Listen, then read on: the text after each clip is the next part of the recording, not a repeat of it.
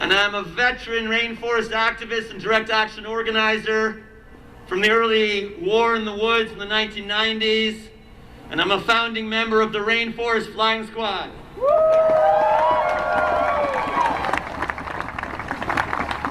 And I am here today with you all to stand in solidarity with our brothers and our sisters and our two-spirit relatives who have held strong over 8 months on the Fairy Creek Ancient Forest front lines.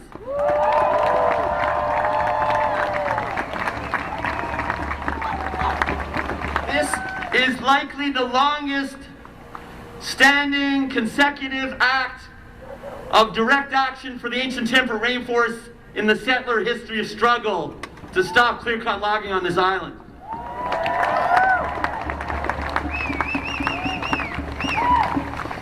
It comes at a moment of acute crisis, socially, economically, and ecologically, as we hang on the precipice of a global climate crisis that threatens to further destabilize civilization as we know it,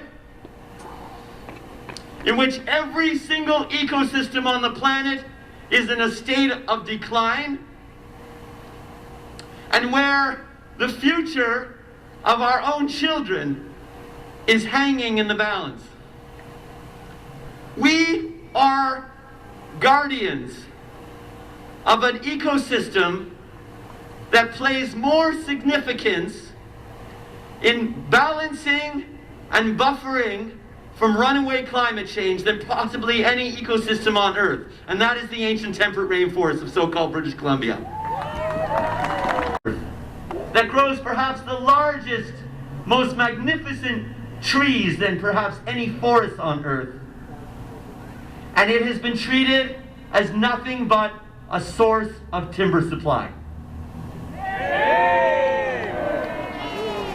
It is that industrial paradigm that the government's own two-panel committee identified as which is need of urgent paradigm shift, as they called it. It is no longer acceptable to view these ancient forest ecosystems as nothing but a source of timber supply. For 30 years, the environmental movement had to apologize for every single little park that what we were advocating for protection, because the industry would say, oh, you're taking away from our timber supply.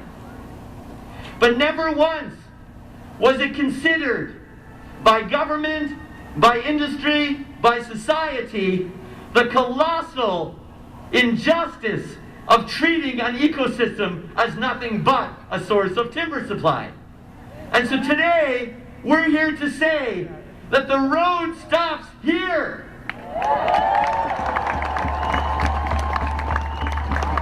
That if we are going to successfully make the epic social transformation that is required for us to provide a sustainable and livable future for our children, that the industrial paradigm that views nature as nothing but a source of resource extraction has got to stop now.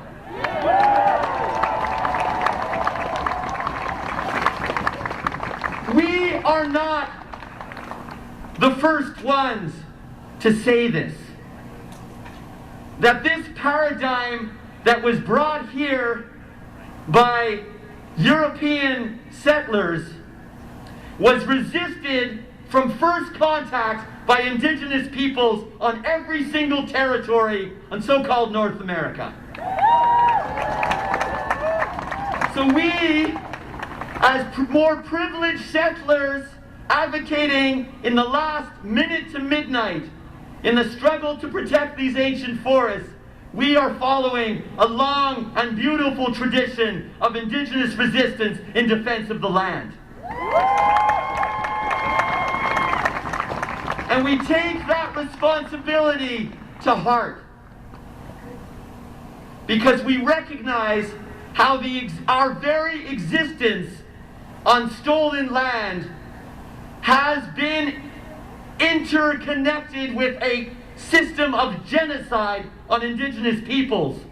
And that one of the things that we can do for reconciliation and to heal the wounds of genocide on these lands is to step up and defend the last of the native ecosystems that are at risk of destruction.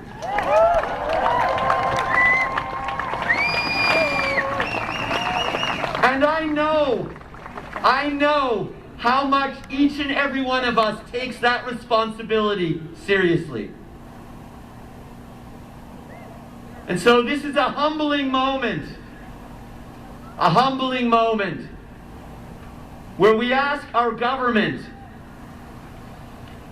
to stop using UNDRIP, to stop invoking reconciliation to justify the capital colonial status quo that is threatening to destroy the last of the ancient temperate rainforests.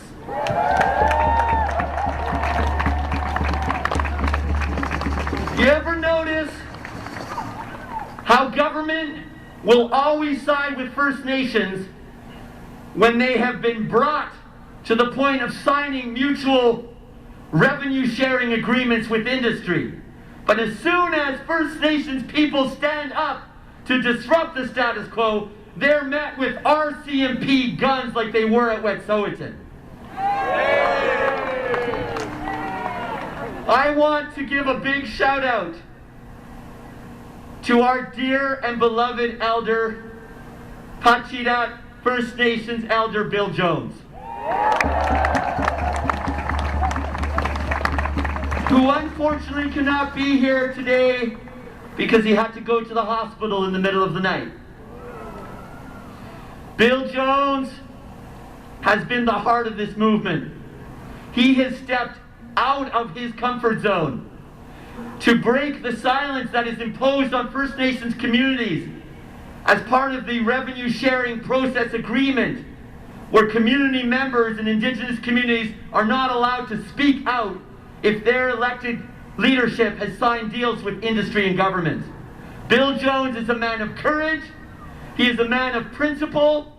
He is a man of love and kindness for everybody he meets, and we are super grateful that he has welcomed us, all of us, with open arms to help defend the last ancient forests on Pacheedaht territory.